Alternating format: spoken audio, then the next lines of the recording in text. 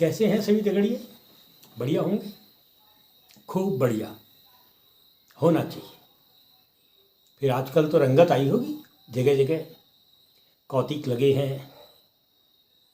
ये जो असोज का महीना होता है, ये जो हम हिमालय के नज़दीक, ये नंदा देवी, ये सफ़ेद सफ़ेद धवल धवल हिमालय दिखता है, नंदा पीक जिसको कहते हैं, नंदा घूंटी, नंदा खाट, नंदा कोट, ये सब नंदा देवी के नाम पर जो धवल हिमालय यहाँ खड़ा है, वो हमारी एक सांस्कृतिक पहचान, या कहूँ कि सांस्कृतिक सरोकार, धरोहर, इन सबको भी संजोए हुए है। इस महीने में अभी आज को मैं देखूं तो कल सनेती का रात का मेला होगा और परसों दिन का मेला होगा। सनेती का मेला हर साल नहीं होता है, पिछले साल नहीं हुआ था, अब अगले साल भी नहीं होगा, एक साल छोड़कर होता है। उसकी कई वजह हो सकती हैं और मेले के रंग रूप पर मैं भविष्य में आऊँगा और बातचीत करूँगा। सनेती से पहले लीती में नंदा देवी का मेला हो चुका है, पोथिंग में हो चुका है, यहाँ बदियाकोट में भी देवी का मेला होता है, देवी के मंदिर है, वहाँ भी मेला होता है। गडेरा गांव है गढ़िया लोगों का, वहाँ भी नंदा देवी का मेला लगता है। इधर जो ख्याति लब्ध नंदा देवी की ख्याति लब्ध मेलों में नैनीताल की नंदा देवी हो गई या अल्मोड़ा की, उस तरह से कोट भ्रामरी की नंदा देवी बागेश्वर में, कोट जो है बैजनाथ के समीप, वहाँ कोट भ्रामरी का जो मंदिर है उसमें एक मेला लगता है और बृहद मेला लगता है। ये सारे मेले हैं, सभी मेले अद्भुत हैं, अद्भुत। असल में ये जो मेले हैं वो हमारे उत्सव हैं। हमारी जो सांस्कृतिक पहचान है वो उत्सव प्रधान है, और क्योंकि देवता के बिना हम अधूरे होते हैं, इसलिए हमारी सांस्कृतिक पहचानों में देवता की उपस्थिति बहुत महत्वपूर्ण होती है। मैं थोड़ा सा हट कर एक बात बताऊं आपको। हम देवताओं से आशीर्वाद लेते हैं, लेकिन हम देवताओं को जी रहा जाग रहा 100 लाख बरस का आशीर्वाद भी देते हैं। होली के दूसरे दिन जो टीका होता है, होली एक बहुत बड़ा उत्सव उत्तराखंड में है, तो उस टीके में जो होली गाई जाती है, उसमें सारे मंदिर, हर गांव में जितने भी मंदिर होते हैं, जहाँ जहाँ होली गई होती है, उसको लेकर जी रहा जाग रहा, देवी जी तुम 100 लाख बरस जी रहा जाग रहा, गंगनाथ जी तुम 100 लाख बरस जी रहा जाग रहा। अगर उस गांव में सिद्धनाथ का मंदिर है तो सिद्धनाथ जी तुम 100 लाख बरस जाग रहा।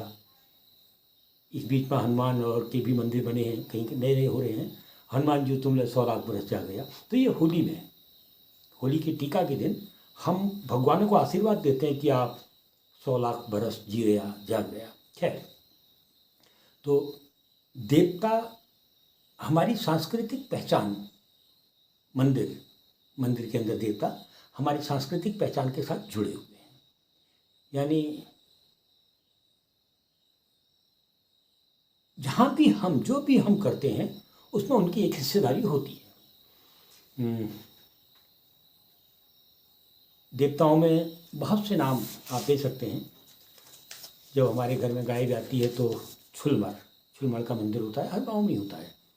यानी हम दूध को, मतलब बिगौत हम खाते हैं, पीते हैं, उसके बाद एक निश्चित तारीख को जाके सबसे पहले हम छुलमर भगवान के यहाँ जाकर, देवता के यहाँ जाकर दूध चढ़ाते हैं, और छुलमर देवता को जब दूध चढ़ जाता है तो फिर वो दूध का हम सार्वजनिक उपयोग शुरू कर देते हैं। यानी उसके बाद कोई मेहमान भी आएगा तो उसको हम दूध पिला सकते हैं, और दूध की चाय उसको पिला सकते हैं, आदि आदि आदि। बेचने का भी परंपरा चली है दूध को। तो छुलमड़ को दूध चलाने के बाद ही फिर वो दूध हमारा होता है, उससे पहले नहीं। दूध गाय से या भैंस से आता है, लेकिन छुलमड़ को चलाया जाता है। हमारे गाँव में हमारे जो देवी देवता हैं, वो देवी देवता और जो है वो हमारे ही हिसाब से हैं। सिद्धनाथ, गंगनाथ, भैरवनाथ शिव जी के मंदिर के आसपास मिलते हैं, छुलमड़। फिर हमारे अपने जो पारिवारिक देवता होते हैं, छोटे छोटे मंदिर उनके भी होते हैं, बिल्कुल परिवार का हिस्से होते हैं। ये सारे देवता जो नाम मैं आपको बता रहा हूँ हमारे परिवार के हिस्से होते हैं।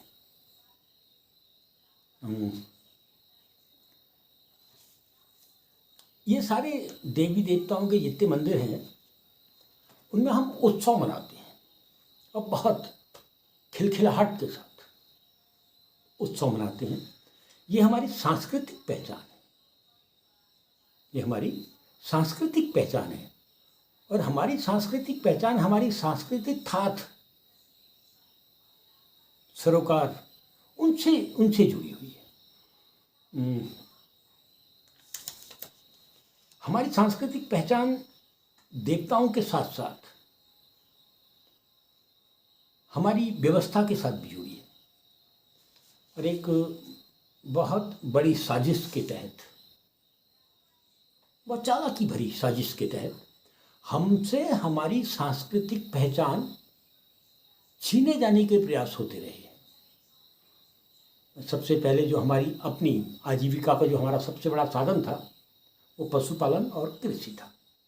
और ये पशुपालन और कृषि दोनों अरण्य प्रधान थे, यानी हमारी जो पशुपालन और कृषि पालन की संस्कृति थी, सभ्यता थी, वो अरण्य प्रधान थी।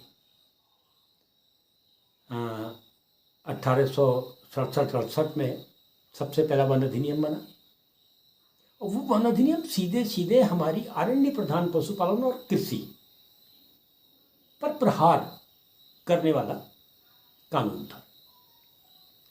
वही कानून वन अधिनियम 1927 के रूप में साइक्लो हुआ। उसका मतलब जो पुराना कानून था उसी की साइक्लो को अभी 27 में सामने आई। वो पूरा का पूरा कानून जो था हमें अरण्य प्रधान कृषि और पशुपालन व्यवस्था से बाहर निकालने का एक प्रयास था, षड्यंत्र था, कोशिश थी। हमारी जो कृषि व्यवस्था थी, सचल पशुपालन था, उनको ख़त्म करने के लिए पहले ईस्ट इंडिया, 1857 के बाद फिर सीधे सीधे ब्रिटिश हुकूमत और 1947 के बाद हमारी अपनी सरकारें, वो सब करती रहीं जो वो कर सकती थी।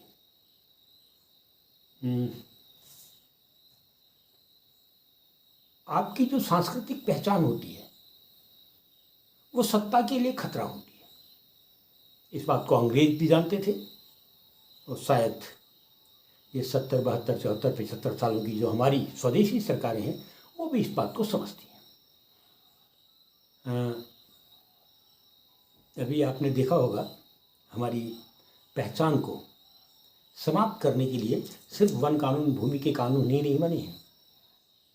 हम जो ये हमारे उत्सव स्थल हैं वो देवताओं के मंदिरों के आसपास ही हैं। हम अलग अलग मौक़ों पर उन देवताओं के मंदिरों के आसपास इकट्ठे होते हैं, खूब उत्सव मनाते हैं, नाचते हैं, गाते हैं। जब मंदिर में जाते हैं तो हाथ तो जोड़ते ही हैं, दिया बत्ती करते हैं, वो मंदिर के अंदर का काम है। उसके बाद बाहर नाचना, गाना, खाना, उस नाचने, खाने, गाने और खाने में हम खूब बकरियां काटते थे, खूब भात उबालते थे, पूरियां पकाते थे, हलवा पकाते थे और खूब उत्सव के साथ हम उस भात को, उन पूरियों को, उस बकरी के मांस शिकार को खाते थे। फिर ये जो हमारी सांस्कृतिक पहचान के दुश्मन हैं वो अलग अलग रूपों में हमारे ही जैसे लोगों के साथ, हमारे ही बीच में स्थापित हैं। वो ताकत में भी हैं, सरकारों के नज़दीक होते हैं, बहुत ताकत में होते हैं। वैसे ही कुछ लोगों ने अदालत का सहारा लिया और जो हमारी थाक थी, हमारी जो परंपराएं थी, उससे बिल्कुल हट कर, या यूँ कहूँ कि अदालतों में ऐसे ऐसे तर्क कि साहब हम वहाँ आराधना करते हैं, वो हमारे देवता हैं। जो लोग मंदिर गए थे वो बता नहीं सकते हैं सिद्धनाथ और भैरवनाथ उनके कहाँ के देवता थे, कब के देवता थे। वो बता नहीं सकते हैं कि कोर्ट की भ्रामरी उनकी किस रूप में देवता थी। जो मंदिर अदालतों में गए और वहाँ जाके एक फैसला करा दिया कि साहब ये लोग जो मीट खाते हैं, जो बकरियाँ काटते हैं, उसको रोका जाए। और महान अदालत ने इस देश के कानून की धाराओं को पढ़कर आदेश दे दिया कि हमारे उत्सवों में से बकरी हटा दी जाए। आदेश, ये उत्सव के दौरान अगर मंदिर के आसपास बकरी काटते तो उनको रोका जाए।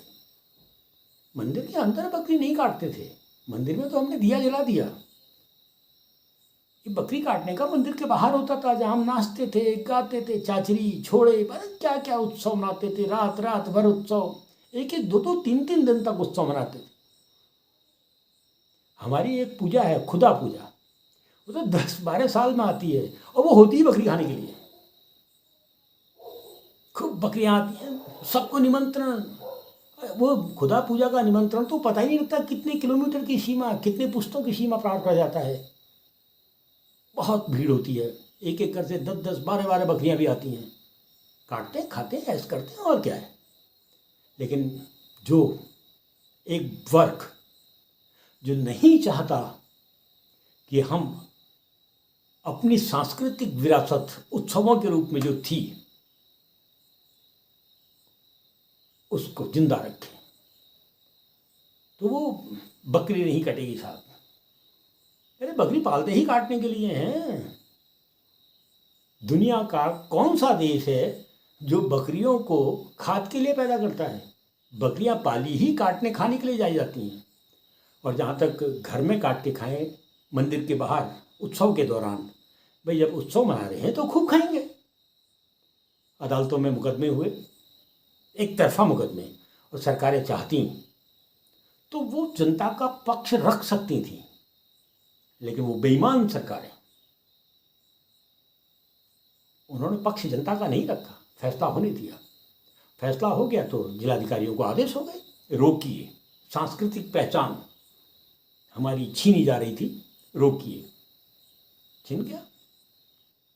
अब हमसे वो सब छिन गया। आपको बकरी खानी है तो अपने घर खाइए। अरे मंदिर भी तो हमारा ही है, मेरे गांव का मंदिर, हम जैसे 30, 40, 100, 50 गाँवों का मंदिर, और सभी बकरियां काटते हैं, सभी बकरियां खाते हैं। और दूर बैठा एक अदालत फैसला करती है, नहीं, वहाँ आराधना होती है, दूसरे की भावना आहत होती है। हमारे गाँव में भागवत होते हैं, देवी का भागवत होता है, विष्णु का भागवत होता है, अलग अलग देवताओं के भागवत होते हैं। जो आराधना जिसको आप कहते हैं भगवान की, देवता की, उस आराधना में हम व्यास बनाते हैं, हम चौकी बनाते हैं। उस चौकी में पवित्र व्यास पुस्तक को आगे रखा जाता है और व्यास के रूप में पुरोहित उसमें बैठकर वो पूरे धर्म और कर्म करता है जिसके लिए भागवत होते हैं। 1 दिन, 2 दिन, 5 दिन, 7 दिन, 9 दिन, 11 दिन के भागवत होते हैं। उसमें हम बकरियां नहीं काटते ना।